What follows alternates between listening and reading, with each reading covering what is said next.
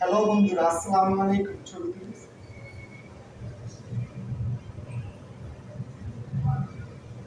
আপনাদের জন্য আজকে একটি নতুন ভিডিও নিয়ে আসলাম, যেটা হচ্ছে সেলাই মেশিনের সিলি ছিঁড়ে যায়। ঠিক আছে, আপনার মূলত এটা সবারই সমস্যা হয় যখন যারা নতুন মেশিন নিয়ে আসে, তারা জিনিসটা হয়তো বা ভাও বুঝে না। তার জন্য তাদের নতুনের ক্ষেত্রে এটা বেশি হয় সমস্যা। যেরকম আমরা ওই মেশিনটা নতুন আনছিলাম, তখন আমরাও জিনিসটা বুঝতে পারিনি। ঠিক আছে, কিছু সিলি করতে গেলেই আপনাদের সিলি সুতা ছিঁড়ে যেত, বুঝতাম না। তো ফোন দিতাম যার থেকে আনছি, সে এক একবার এক এক কথা বলতো, এক এক সমস্যার কথা বলতো, তো ঠিক হইতো না। পরে আমি ইউটিউবে সার্চ দিয়ে দেখলাম একটা ভিডিওতে, যে সে বলতেছে যে মূলত সেলাই মেশিনের সুতা ছিঁড়ে যাওয়ার মূলত 6টি কারণ থাকে। তো আমি নতুন, তার জন্য আপনাদের 6টি কারণ একবারে বলতে পারবো না। তো আজকে আপনাদেরকে আমি 2টা স্কিপ বলে দিব। তো নেক্সট ভিডিওতে পরবর্তী আবার 4টা বলবো। তো আজকে মূলত যে 2টা হচ্ছে, প্রথমত আপনার দেখতে হবে এই যে সুতাটা আপনার অনেক সময় দেখা যায় নর্মাল কোয়ালিটি থাকে, তো সুতা ভালো থাকে না। তার জন্য আপনার কি হয়, ছিঁড়ে যেতে পারে। হ্যাঁ, তো দেখতে হবে এটা। তো তারপরে আমি আর কি এগুলো বলতেছি, আমি যে নতুন আনার পরে বুঝতাম না, আমি ইউটিউব থেকে দেখে বোঝার পরে ঠিক আছে, যে দেখলাম যে না, এইভাবে করলে জিনিসটা ঠিক হয়। তার জন্য আমি আপনাদেরকেও এই সাজেশনটা দিচ্ছি, যাতে আপনারা ওইটা পারেন। ঠিক আছে, এটা করলে আপনাদেরও অনেক সুন্দর হবে।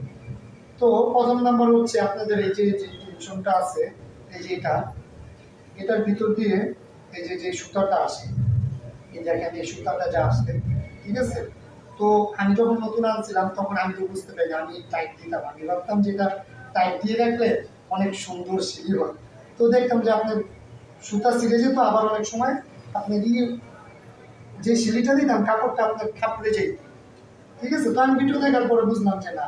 তো আপনার এটা হচ্ছে প্রথম যেই আপনার এই ইয়াটা লুজ রাখতে হবে, এই যে সুতাটা, এই যে আপনি হাত টান দিলে জানি দেখবেন যে ইজিলি আসে, ফ্রি আসে। ঠিক আছে, ফ্রি আসে, এটা দেখতে হবে। তো এটা যদি আপনার অনেক জাম থাকে, তাহলে আপনার এখান দিয়ে ছিঁড়ে যাওয়ার সময় দেখা যাবে কাপড় খাপড়ে যাবে, আর এখান দিয়ে কি হবে, সুতাটা ছিঁড়ে যাবে। হ্যাঁ, 1 নাম্বার। আর 2 নাম্বার, যেহেতু 2য় নাম্বার হচ্ছে এই যে আপনার সুইটা, এই নিটেলটা করছো।